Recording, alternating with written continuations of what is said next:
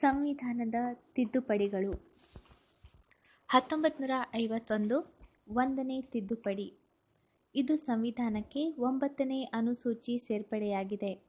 ಸಮಾನತೆಯ ಹಕ್ಕಿನ 15ನೇ ವಿಧಿಗೆ 4ನೇ ಉಪವಿಧಿಯನ್ನು ಹಾಗೂ 19ನೇ ವಿಧಿಗೆ 2ನೇ ಉಪವಿಧಿಯನ್ನು ಕೆಲ ಪದಗಳನ್ನು ಸೇರ್ಪಡಿಸಲಾಗಿದೆ ಹಾಗೂ ಆಸ್ತಿ ಹಕ್ಕಿನ 31ನೇ ವಿಧಿಗೆ ಎ ಮತ್ತು ಬಿ ಉಪವಿಧಿಗಳನ್ನು ಸೇರ್ಪಡಿಸಲಾಯಿತು. 1953 2ನೇ ತಿದ್ದುಪಡಿ. 81ನೇ ವಿಧಿಗೆ ಬದಲಾವಣೆ ತಂದು ಲೋಕಸಭೆಗೆ ಚುನಾಯಿತಗೊಳ್ಳಲು ನಿಗದಿಪಡಿಸಿದ್ದ 7.5 ಲಕ್ಷ ಮತದಾರರ ಸಂಖ್ಯೆ ಹಾಗೂ 500 ಪ್ರತಿನಿಧಿಗಳ ಸಂಖ್ಯೆ ದಾಟಬಾರದು. 1954 3ನೇ ತಿದ್ದುಪಡಿ. 7ನೇ ಅನುಸೂಚಿಯ ಸಮವರ್ತಿ ಪಟ್ಟಿಯ ಆಹಾರ ಧಾನ್ಯಗಳ ಉತ್ಪಾದನೆ, ದನಗಳ ಮೇವು, ಕಚ್ಚಾ ಹತ್ತಿ, ಸೆಣಬು ಉತ್ಪಾದನೆ ಮತ್ತು ನಿಯಂತ್ರಣದ ಮೇಲೆ ಕಾನೂನು ರಚಿಸುವ ಅಧಿಕಾರ ಕೇಂದ್ರ ಸಂಸತ್ತಿಗೆ ಪ್ರಾಪ್ತವಾಯಿತು. 1955 4ನೇ ತಿದ್ದುಪಡಿ. ಇದು ಆಸ್ತಿ ಹಕ್ಕಿಗೆ ಸಂಬಂಧಪಟ್ಟಿದೆ. 31 ಮತ್ತು 31A ವಿಧಿಗಳನ್ನು ತಿದ್ದುಪಡಿ ಮಾಡಲಾಗಿದೆ ಮತ್ತು 9ನೇ ಅನುಸೂಚಿಯನ್ನು ತಿದ್ದುಪಡಿ ಮಾಡಲಾಗಿದೆ. 1955 5ನೇ ತಿದ್ದುಪಡಿ. ಸಂವಿಧಾನದ 3ನೇ ವಿಧಿಯಲ್ಲಿ ಕೆಲವು ಬದಲಾವಣೆಗಳ ಮೂಲಕ ರಾಜ್ಯಗಳ ಪುನರ್ ರಚನೆ ಬಗ್ಗೆ ರಾಜ್ಯಗಳ ಅಭಿಪ್ರಾಯವನ್ನು ರಾಷ್ಟ್ರ ಅಧ್ಯಕ್ಷರು ಕೇಳಿದಾಗ ನಿಗದಿತ ಸಮಯಕ್ಕೆ ತಮ್ಮ ಅಭಿಪ್ರಾಯಗಳನ್ನು ತಿಳಿಸಬೇಕು. 1956 6ನೇ ತಿದ್ದುಪಡಿ. ಮಸೂದೆಯು ಅಂತರ್ರಾಜ್ಯ ಮಾರಾಟಗಳ ತೆರಿಗೆಯನ್ನು ಕೇಂದ್ರ ಪಟ್ಟಿಗೆ ಸೇರಿಸಲಾಗಿದೆ. 269 ಮತ್ತು 286ನೇ ವಿಧಿಗಳಿಗೂ ಹಲವು ಬದಲಾವಣೆಗಳನ್ನು ಮಾಡಲಾಗಿದೆ. 1956 7ನೇ ತಿದ್ದುಪಡಿ. ಸಂವಿಧಾನದ 1, 81, 82, 131, 153, 158, 168, 170, 171, 216, 231, 240, 350 2ನೇ ಉಪವಿಧಿ ಹಾಗೂ 371ನೇ ವಿಧಿಗಳನ್ನು ತಿದ್ದುಪಡಿ ಮಾಡಿ ಹಲವು ಉಪವಿಧಿಗಳನ್ನು ಸೇರಿಸಿ ಸಮಗ್ರ ಬದಲಾವಣೆ ಮಾಡಲಾಗಿದೆ. 1959 8ನೇ ತಿದ್ದುಪಡಿ. ಸಂವಿಧಾನದ 334ನೇ ವಿಧಿಯನ್ನು ತಿದ್ದುಪಡಿ ಮಾಡಲಾಗಿದೆ. 1960 9ನೇ ತಿದ್ದುಪಡಿ. ಪಾಕಿಸ್ತಾನ ಮತ್ತು ಭಾರತ ದೇಶಗಳ ಮಧ್ಯೆ ನಡೆದ ಒಪ್ಪಂದದ ಪ್ರಕಾರ ಹಲವು ಪ್ರದೇಶಗಳನ್ನು ಭಾರತಕ್ಕೆ ಬಿಟ್ಟುಕೊಡಲು 1ನೇ ಸೂಚಿಯಲ್ಲಿ ತಿದ್ದುಪಡಿ ತರಲಾಗಿದೆ. 1961 10ನೇ ತಿದ್ದುಪಡಿ. ದಾದ್ರಾ ನಗರ್ ಹವೇಲಿಗಳನ್ನು ಕೇಂದ್ರಾಡಳಿತ ಪ್ರದೇಶಗಳನ್ನಾಗಿ ಪರಿಗಣಿಸಲು 240ನೇ ವಿಧಿ ಮತ್ತು 1ನೇ ಅನುಸೂಚಿಯಲ್ಲಿ ತಿದ್ದುಪಡಿ ಮಾಡಲಾಗಿದೆ. 1961 11ನೇ ತಿದ್ದುಪಡಿ. ಉಪರಾಷ್ಟ್ರಪತಿಯನ್ನು ಜಂಟಿ ಅಧಿವೇಶನದಲ್ಲಿ ಆಯ್ಕೆ ಮಾಡುವುದನ್ನು ಕೈಬಿಟ್ಟು ಸಂಸತ್ತಿನ 2 ಸದನಗಳ ಸದಸ್ಯರು ಚುನಾಯಿಸಬೇಕೆಂಬ ನಿಯಮವನ್ನು 66ನೇ ವಿಧಿಗೆ ಮತ್ತು 71B ಉಪವಿಧಿ ಅನ್ವಯ ಸಾಕಷ್ಟು ಆಧಾರಗಳಿಲ್ಲದೆ ರಾಷ್ಟ್ರಪತಿ ಚುನಾವಣೆ ಪ್ರಶ್ನೆ ಮಾಡುವಂತಿಲ್ಲ. 1962 12ನೇ ತಿದ್ದುಪಡಿ. ಗೋವಾ, ದಮನ್ ಮತ್ತು ದೀವ್ಗಳು ಭಾರತದ ಕೇಂದ್ರಾಡಳಿತ ಪ್ರದೇಶಗಳಾದವು. 1962 13ನೇ ತಿದ್ದುಪಡಿ. ನಾಗಾಲ್ಯಾಂಡ್ ರಾಜ್ಯಕ್ಕೆ ವಿಶೇಷ ನಿಯಮಗಳನ್ನು ನೀಡುವ ಬಗ್ಗೆ ಸಂವಿಧಾನದ 370ನೇ ವಿಧಿಗೆ ಎ ಉಪವಿಧಿಯನ್ನು ಅಳವಡಿಸಲಾಯಿತು. 1962 14ನೇ ತಿದ್ದುಪಡಿ. ಪುದುಚೇರಿ, ಕಾರೈಕಲ್, ಮಾಹೆ ಮತ್ತು ಯಾನಂ ಪ್ರದೇಶಗಳನ್ನು ಒಟ್ಟಿಗೆ ಸೇರಿಸಿ ಪುದುಚೇರಿಯನ್ನು ಕೇಂದ್ರಾಡಳಿತ ಪ್ರದೇಶವೆಂದು ಪರಿಗಣಿಸಲಾಗಿದೆ. 1963 15ನೇ ತಿದ್ದುಪಡಿ. 217ನೇ ವಿಧಿಯಲ್ಲಿ ತಿದ್ದುಪಡಿಯನ್ನು ತಂದು ಹೈಕೋರ್ಟಿನ ನ್ಯಾಯಾಧೀಶರ ನಿವೃತ್ತಿ ವಯಸ್ಸನ್ನು 60ರಿಂದ 62ಕ್ಕೆ ಹೆಚ್ಚಿಸಿದೆ. 1963 16ನೇ ತಿದ್ದುಪಡಿ. 13ನೇ ವಿಧಿಯಲ್ಲಿ ತಿದ್ದುಪಡಿ ಮಾಡಿ ವಾಕ್ ಸ್ವಾತಂತ್ರ್ಯದ ಮೇಲೆ ಕೆಲವು ನಿರ್ಬಂಧಗಳನ್ನು ಹೇರುವ ಅಧಿಕಾರವನ್ನು ಸಂಸತ್ತಿಗೆ ನೀಡಲಾಗಿದೆ. 1964 17ನೇ ತಿದ್ದುಪಡಿ. 31ನೇ ಎ ವಿಧಿಯಲ್ಲಿರುವ ಎಸ್ಟೇಟ್ ಎಂಬ ಪದವನ್ನು ಪುನರ್ ವ್ಯಾಖ್ಯಾನ ಮಾಡಿ ಭೂ ಸುಧಾರಣೆ ಕಾಯ್ದೆ ಅನ್ವಯ ಜಮೀನನ್ನು ವಶಪಡಿಸಿಕೊಂಡರೆ ಅದಕ್ಕೆ ಮಾರುಕಟ್ಟೆ ಬೆಲೆ ನೀಡುವಂತೆ ಸೂಚಿಸಿದೆ. 1966 18ನೇ ತಿದ್ದುಪಡಿ. ಕೇಂದ್ರಾಡಳಿತ ಪ್ರದೇಶಗಳು ಭಾರತದ ಒಕ್ಕೂಟದ ಭಾಗವೆಂದು ತಿಳಿಸುವುದು. ಕೇಂದ್ರಾಡಳಿತಕ್ಕೆ ಒಳಪಟ್ಟ ಪ್ರದೇಶಗಳನ್ನು ಒಂದುಗೂಡಿಸಿ ರಾಜ್ಯಗಳನ್ನು ರಚಿಸುವುದಕ್ಕೆ ಅವಕಾಶ ನೀಡುತ್ತದೆ. 1966 19ನೇ ತಿದ್ದುಪಡಿ. 324ನೇ ವಿಧಿಗೆ ತಿದ್ದುಪಡಿ ತಂದು ಚುನಾವಣಾ ವಿಚಾರಣಾ ಮಂಡಳಿಗಳನ್ನು ರದ್ದುಗೊಳಿಸಿ ಚುನಾವಣೆಗಳಿಗೆ ಸಂಬಂಧಿಸಿದ ವಿವಾದಗಳನ್ನು ವಿಚಾರಣೆ ನಡೆಸುವ ಅಧಿಕಾರ ವ್ಯಾಪ್ತಿಯನ್ನು ಶ್ರೇಷ್ಠ ನ್ಯಾಯಾಲಯಗಳಿಗೆ ನೀಡಲಾಯಿತು ಮತ್ತು ಚುನಾವಣಾ ವಿವಾದಗಳನ್ನು ಬಗೆಹರಿಸಲು ಚುನಾವಣಾ ಆಯೋಗ ನೇಮಿಸುತ್ತಿದ್ದ ಚುನಾವಣಾ ನ್ಯಾಯಮಂಡಳಿಗಳನ್ನು ರದ್ದುಗೊಳಿಸಲಾಯಿತು. 1966 20ನೇ ತಿದ್ದುಪಡಿ. ಜಿಲ್ಲಾ ನ್ಯಾಯಾಧೀಶರ ನೇಮಕ ಮತ್ತು ವರ್ಗಾವಣೆಯು ಆಯಾ ರಾಜ್ಯದ ರಾಜ್ಯಪಾಲರಿಗೆ ಸೇರಿದ್ದು ಎಂಬುದು ಈ ತಿದ್ದುಪಡಿ. 1967 21ನೇ ತಿದ್ದುಪಡಿ. ಸಿಂಧಿ ಭಾಷೆಯನ್ನು ಸಂವಿಧಾನದ 8ನೇ ಅನುಸೂಚಿಯಲ್ಲಿ ಅಧಿಕೃತ ಭಾಷೆಯಾಗಿ ಅಂಗೀಕರಿಸಲಾಯಿತು. 1969 22ನೇ ತಿದ್ದುಪಡಿ.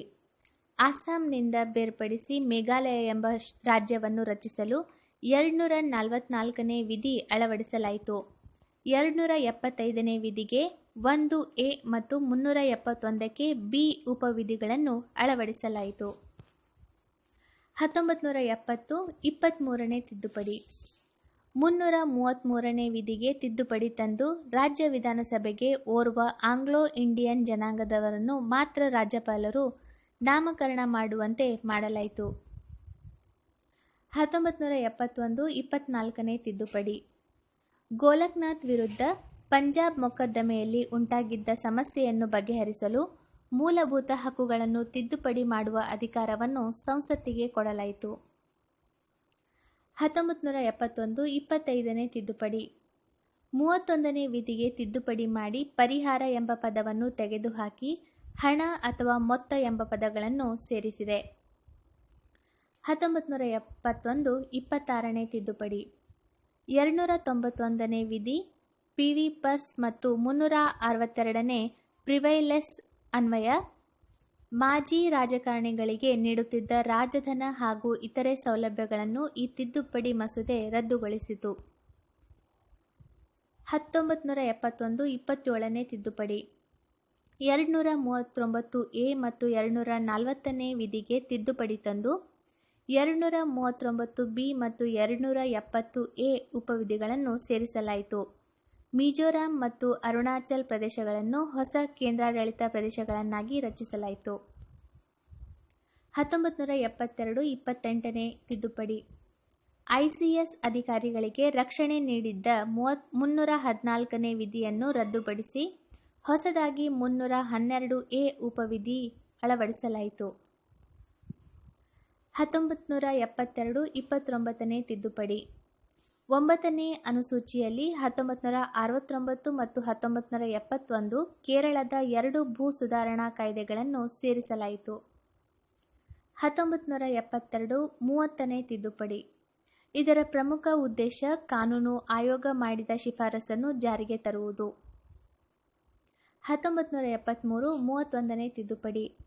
ಸಂವಿಧಾನದ 81, 330 ಮತ್ತು 332ನೇ ವಿಧಿಗಳನ್ನು ತಿದ್ದುಪಡಿ ಮಾಡಲಾಗಿದೆ. ಲೋಕಸಭಾ ಸದಸ್ಯರ ಸಂಖ್ಯೆಯನ್ನು 525ರಿಂದ 545ಕ್ಕೆ ಹೆಚ್ಚಿಸಲಾಯಿತು. 1974 32ನೇ ತಿದ್ದುಪಡಿ. ಸಂವಿಧಾನದ 317ನೇ ವಿಧಿಗೆ ಡಿ ಮತ್ತು ಇ ಎಂಬ ಪರಿಚ್ಛೇದಗಳನ್ನು ಹೊಸದಾಗಿ ಸೇರಿಸಲಾಗಿದೆ. 1974 33ನೇ ತಿದ್ದುಪಡಿ. 101ನೇ ವಿಧಿ ಅನ್ವಯ ಸಂಸತ್ ಸದಸ್ಯರು ಮತ್ತು 190ನೇ ವಿಧಿ ಅನ್ವಯ ರಾಜ್ಯ ಶಾಸನಸಭೆ ಸದಸ್ಯರು ರಾಜೀನಾಮೆ ನೀಡಿದರೆ ತಕ್ಷಣ ಜಾರಿಗೆ ಬರುತ್ತಿತ್ತು. ಅದಕ್ಕೆ ತಿದ್ದುಪಡಿ ತಂದು ಸಭಾಪತಿಗಳು ರಾಜೀನಾಮೆ ಪ್ರಕರಣವನ್ನು ಸಾಕಷ್ಟು ಪರಿಶೀಲಿಸಿ ನಿರ್ಣಯಿಸುವಂತೆ ಮಾಡಲಾಯಿತು. 1974 34ನೇ ತಿದ್ದುಪಡಿ. ಆಂಧ್ರಪ್ರದೇಶ, ಕರ್ನಾಟಕ, ಹಿಮಾಚಲ ಪ್ರದೇಶ, ರಾಜಸ್ಥಾನ್, ಬಿಹಾರ್, ಗುಜರಾತ್, ಹರಿಯಾಣ, ಕೇರಳ, ಮಧ್ಯಪ್ರದೇಶ, ಪಂಜಾಬ್, ತಮಿಳುನಾಡು ಮತ್ತು ತ್ರಿಪುರಾ ರಾಜ್ಯಗಳಲ್ಲಿ ಅಂಗೀಕರಿಸಲ್ಪಟ್ಟಿರುವ ಭೂ ಸುಧಾರಣಾ ಕಾಯ್ದೆಗಳನ್ನು 9ನೇ ಅನುಸೂಚಿಯಲ್ಲಿ ಸೇರಿಸಲಾಯಿತು. 1975 35ನೇ ತಿದ್ದುಪಡಿ. 80 ಮತ್ತು 81ನೇ ವಿಧಿಗಳನ್ನು ತಿದ್ದುಪಡಿ ಮಾಡುವುದರ ಜೊತೆಗೆ 2A ವಿಧಿಯನ್ನು ಮತ್ತು 10ನೇ ಅನುಸೂಚಿಯನ್ನು ಸೇರಿಸಲಾಯಿತು.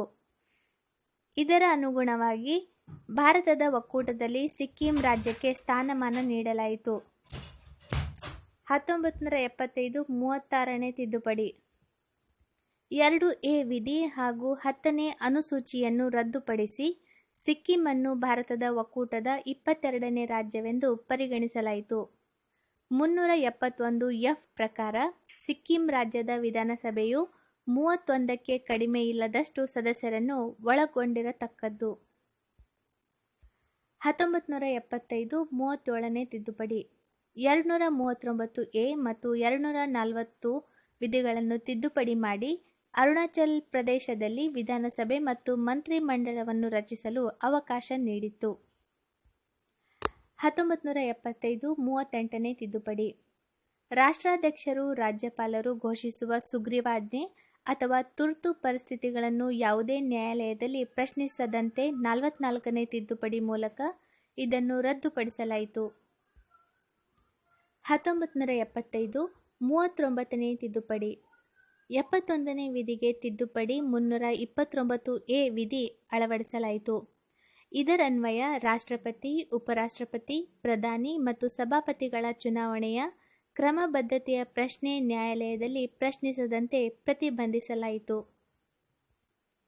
1976 40ನೇ ತಿದ್ದುಪಡಿ. ಕೇಂದ್ರ ಹಾಗೂ ರಾಜ್ಯಗಳ ಭೂ ಸುಧಾರಣೆ ಹಾಗೂ ಇತರ ಕಾಯ್ದೆಗಳನ್ನು 9ನೇ ಅನುಸೂಚಿಗೆ 125ರಿಂದ 188ರವರೆಗಿನ ಅಂಶಗಳನ್ನು ಸೇರ್ಪಡಿಸಲಾಯಿತು. 1976 41ನೇ ತಿದ್ದುಪಡಿ. 316ನೇ ವಿಧಿಗೆ ತಿದ್ದುಪಡಿ ತಂದು ರಾಜ್ಯಗಳ ಲೋಕಸೇವಾ ಆಯೋಗಗಳ ಚೇರ್ಮನ್ ಮತ್ತು ಸದಸ್ಯರ ನಿವೃತ್ತಿ ವಯಸ್ಸನ್ನು 60ರಿಂದ 62ಕ್ಕೆ ಹೆಚ್ಚಿಸಲಾಯಿತು. 1976 42ನೇ ತಿದ್ದುಪಡಿ. ಇದು ಅತ್ಯಂತ ವ್ಯಾಪಕವಾದ ತಿದ್ದುಪಡಿ. ಇದನ್ನು ಪುಟ್ಟ ಸಂವಿಧಾನ ಎನ್ನುವರು. ರಾಷ್ಟ್ರಪತಿಯವರು ಕ್ಯಾಬಿನೆಟ್ನ ಸಲಹೆ ಮೇರೆಗೆ ನಡೆಯಬೇಕೆಂದು ಕಡ್ಡಾಯಗೊಳಿಸಲಾಯಿತು. ಸಂವಿಧಾನದ ತಿದ್ದುಪಡಿಗಳನ್ನು ನ್ಯಾಯಾಂಗದ ಪರಿಶೀಲನೆಯ ವ್ಯಾಪ್ತಿಯಿಂದ ಹೊರಗಿಡಲಾಯಿತು. ಸಂವಿಧಾನದ ಪ್ರಸ್ತಾವನೆಗೆ ಸಮಾಜವಾದಿ, ಜಾತ್ಯತೀತ ಮತ್ತು ಸಮಗ್ರತೆ ಎಂಬ 3 ಹೊಸ ಪದಗಳನ್ನು ಸೇರಿಸಲಾಯಿತು. ಮೂಲಭೂತ ಕರ್ತವ್ಯಗಳನ್ನು ಭಾಗ 4A ಎಂಬ ಹೊಸ ಭಾಗವನ್ನು ಸೇರಿಸಲಾಯಿತು. ಲೋಕಸಭೆ ಮತ್ತು ರಾಜ್ಯಗಳ ವಿಧಾನಸಭೆಗೆ ಅಧಿಕಾರಾವಧಿಯನ್ನು 5 ವರ್ಷಕ್ಕೆ ಏರಿಸಲಾಯಿತು. 1977 43ನೇ ತಿದ್ದುಪಡಿ. ಸರ್ವೋಚ್ಚ ನ್ಯಾಯಾಲಯ ಮತ್ತು ಉಚ್ಚ ನ್ಯಾಯಾಲಯಗಳಿಗೆ ಮೊದಲಿದ್ದ ನ್ಯಾಯಿಕ ವಿಮರ್ಶಾಧಿಕಾರವನ್ನು ಹಾಗೂ ರಿಟ್ಸ್ ಹೊರಡಿಸುವ ಅಧಿಕಾರವನ್ನು ಮರಳಿ ನೀಡಲಾಯಿತು. 1978 44ನೇ ತಿದ್ದುಪಡಿ. 42ನೇ ತಿದ್ದುಪಡಿಯಲ್ಲಿನ ಕೆಲವು ದೋಷಗಳನ್ನು ಬಗೆಹರಿಸಲು ಜನತಾ ಸರ್ಕಾರವು 44ನೇ ತಿದ್ದುಪಡಿಯನ್ನು ಪಾಸು ಮಾಡಿತು. 44ನೇ ತಿದ್ದುಪಡಿಯ ಮುಖ್ಯಾಂಶಗಳು: ಕ್ಯಾಬಿನೆಟ್ ಎಂಬ ಪದವನ್ನು ಮೊದಲ ಬಾರಿಗೆ ಸಂವಿಧಾನದ 352ನೇ ವಿಧಿಗೆ ಸೇರಿಸಲಾಯಿತು. ಲೋಕಸಭೆ ಮತ್ತು ರಾಜ್ಯಗಳ ವಿಧಾನಸಭೆಗಳ ಅಧಿಕಾರ ಅವಧಿಯನ್ನು ಮೊದಲಿನಂತೆ 5 ವರ್ಷಕ್ಕೆ ಇಳಿಸಲಾಯಿತು. ಆಸ್ತಿ ಹಕ್ಕನ್ನು ಮೂಲಭೂತ ಹಕ್ಕುಗಳ ಪಟ್ಟಿಯಿಂದ ತೆಗೆದುಹಾಕಲಾಗಿದೆ ಮತ್ತು ಆಸ್ತಿ ಹಕ್ಕು ಕೇವಲ ಶಾಸನೀಯ ಹಕ್ಕಾಗಿದೆ. ಸಂಸತ್ತು ಮತ್ತು ರಾಜ್ಯಗಳ ವಿಧಾನಸಭೆಗಳನ್ನು ನಡೆಸಲು ಅಗತ್ಯವಾದ ಕೋರಂ ಜಾರಿಗೆ ತರಲಾಯಿತು. ರಾಷ್ಟ್ರೀಯ ತುರ್ತು ಪರಿಸ್ಥಿತಿ ಘೋಷಣೆಗೆ ಸಂಬಂಧಿಸಿದಂತೆ ಆಂತರಿಕ ಗಲಭೆ ಪದದ ಬದಲಾಗಿ ಸಶಸ್ತ್ರ ದಂಗೆ ಎನ್ನುವ ಪದವನ್ನು ಸೇರಿಸಲಾಯಿತು. ಕೆಲವು ಸಚಿವ ಸಂಪುಟದ ಲಿಖಿತ ಶಿಫಾರಸಿನ ಮೇರೆಗೆ ಮಾತ್ರ ರಾಷ್ಟ್ರಪತಿಯವರು ತುರ್ತು ಪರಿಸ್ಥಿತಿ ಘೋಷಿಸುವಂತೆ ಮಾಡಲಾಯಿತು.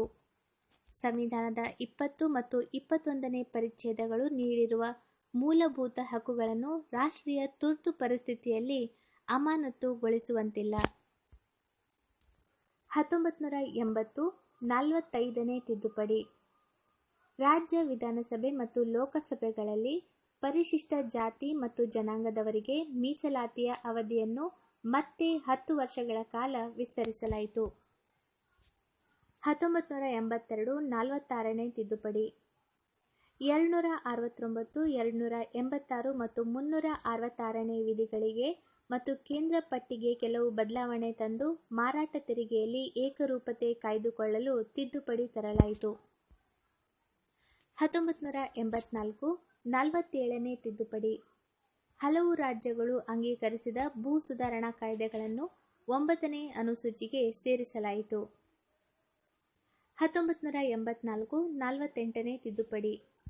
244ನೇ ವಿಧಿ ಹಾಗೂ 5 ಮತ್ತು 6ನೇ ಅನುಸೂಚಿಗೆ ತಿದ್ದುಪಡಿ ತಂದು ಮೇಘಾಲಯ, ಮಿಜೋರಾಂಗಳಂತೆ ತ್ರಿಪುರಾದಲ್ಲೂ ಜಿಲ್ಲಾ ಮಂಡಳಿಗಳನ್ನು ರಚಿಸಲು ಈ ತಿದ್ದುಪಡಿ ಅವಕಾಶ ನೀಡಿತು.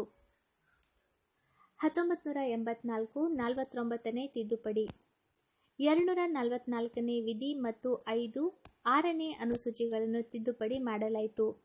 ಮೇಘಾಲಯ ಪದಕ್ಕೆ ಬದಲಾಗಿ ಮೇಘಾಲಯ ಮತ್ತು ತ್ರಿಪುರಾ ಎಂಬ ಪದಗಳನ್ನು ಸೇರಿಸಲಾಯಿತು. 1984 50ನೇ ತಿದ್ದುಪಡಿ.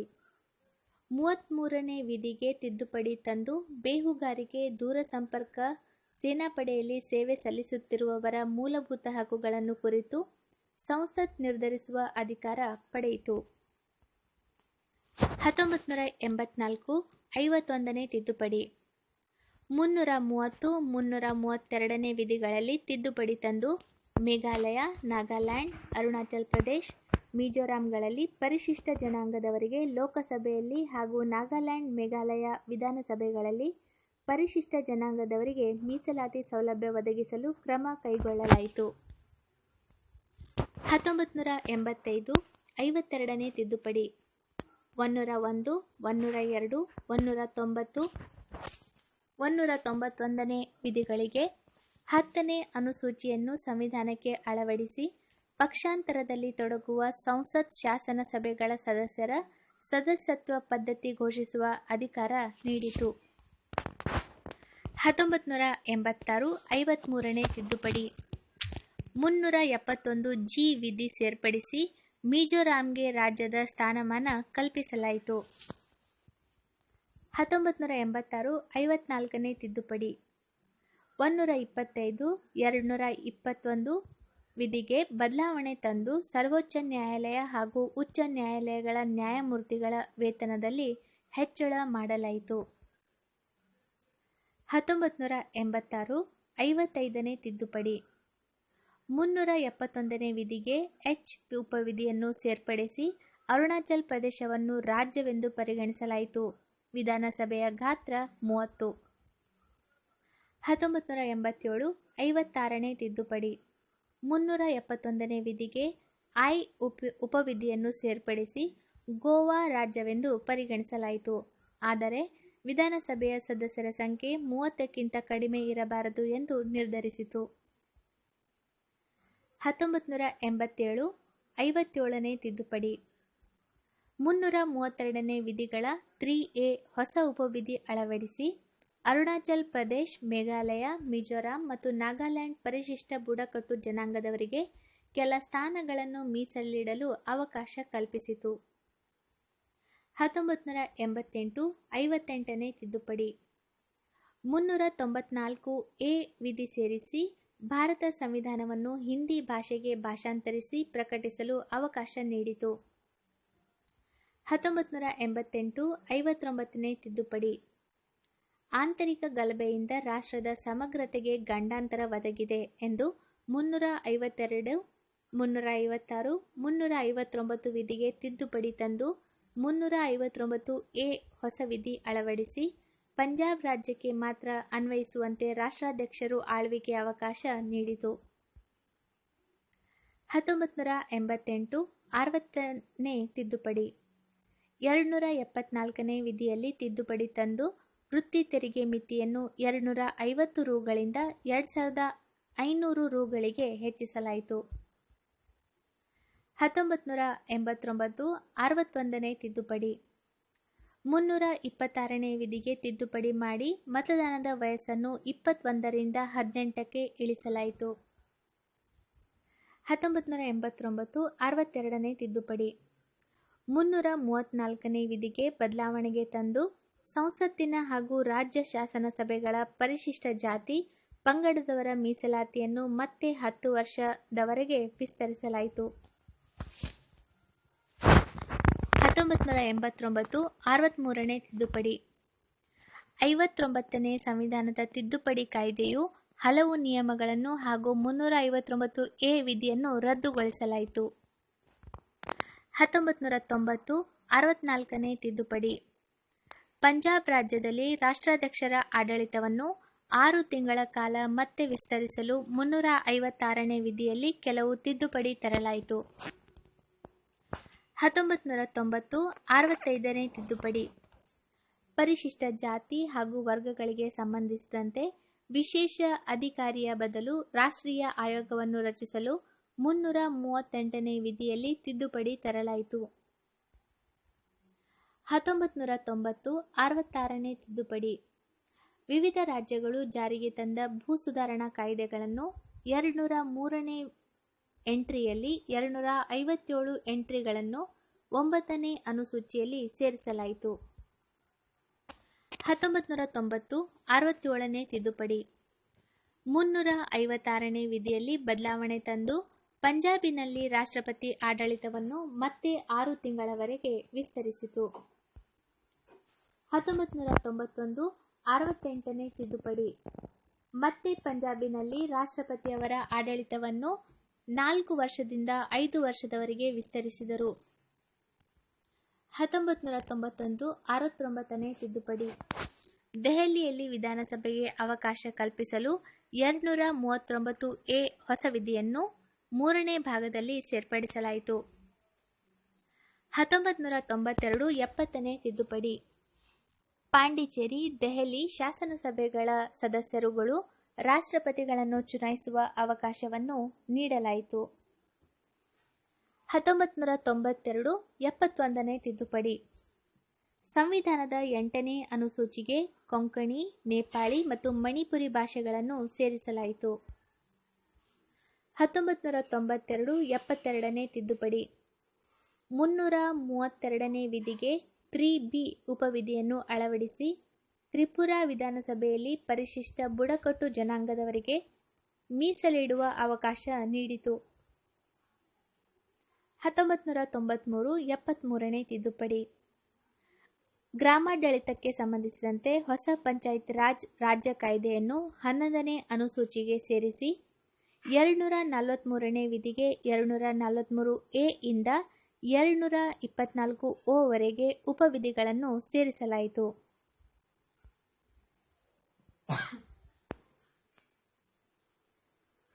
1993 74ನೇ ತಿದ್ದುಪಡಿ. ನಗರಾಡಳಿತಕ್ಕೆ ಸಂಬಂಧಿಸಿದಂತೆ ಸಂವಿಧಾನದ 9ನೇ ಭಾಗಕ್ಕೆ ಹೊಸ ಎ ಸೇರಿಸಿ 243P ಇಂದ 243(2G) ಉಪವಿಧಿಗಳನ್ನು 12 ಅನುಸೂಚಿಗಳನ್ನು ಸೇರಿಸಲಾಯಿತು. 1993 75ನೇ ತಿದ್ದುಪಡಿ.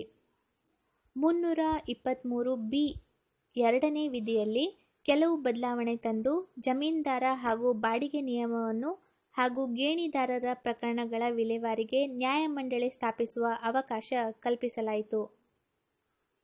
1994 76ನೇ ತಿದ್ದುಪಡಿ. 237A 9ನೇ ಅನುಸೂಚಿಗೆ ಸೇರಿಸಲಾಯಿತು. ಇದು ತಮಿಳುನಾಡಿನ 69% ಮೀಸಲಾತಿಯನ್ನು ಪ್ರಶ್ನಿಸದಂತೆ ಮಾಡಲಾಯಿತು. 1995 77ನೇ ತಿದ್ದುಪಡಿ. ಸಂವಿಧಾನದ 16ನೇ ವಿಧಿಗೆ 4A ಉಪವಿಧಿಯನ್ನು ಸೇರಿಸಲಾಗಿದೆ. ಈ ತಿದ್ದುಪಡಿಯ ಅನ್ವಯ ಪರಿಶಿಷ್ಟ ಜಾತಿ, ಪರಿಶಿಷ್ಟ ಜನಾಂಗದವರಿಗೆ ಬಡ್ತಿಯಲ್ಲೂ ಮೀಸಲಾತಿ ನಿಯಮ ಅನುಸರಿಸಲು ಅನುವು ಮಾಡಿತು. 1995 78ನೇ ತಿದ್ದುಪಡಿ.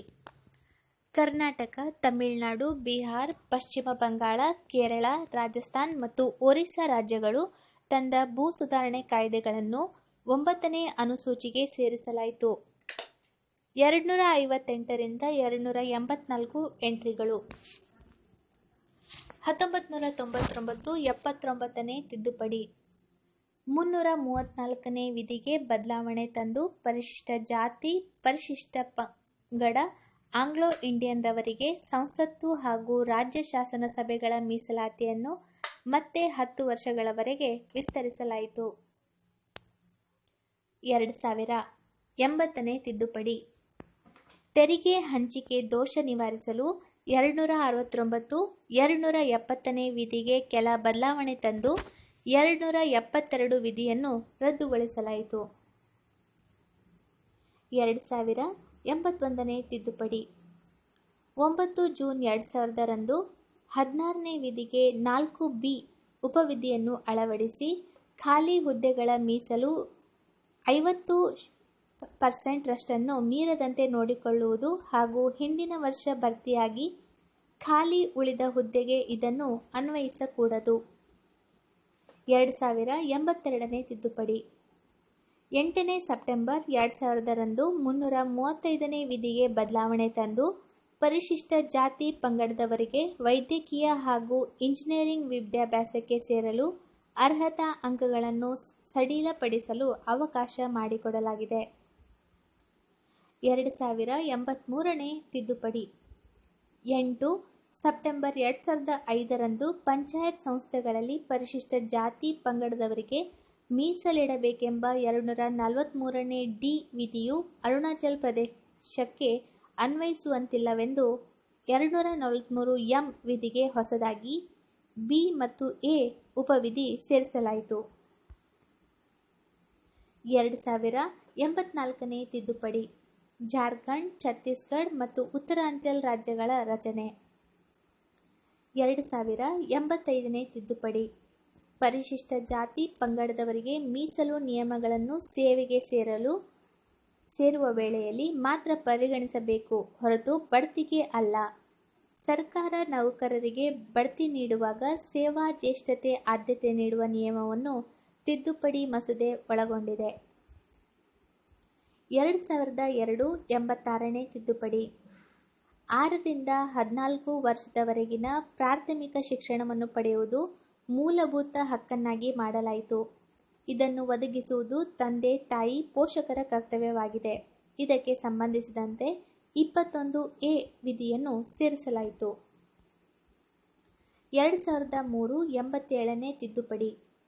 ಈ ತಿದ್ದುಪಡಿ ಮೂಲಕ 81, 82, 170 ಮತ್ತು 330ನೇ ವಿಧಿಗಳಲ್ಲಿ ಬದಲಾವಣೆ ಮಾಡಲಾಯಿತು.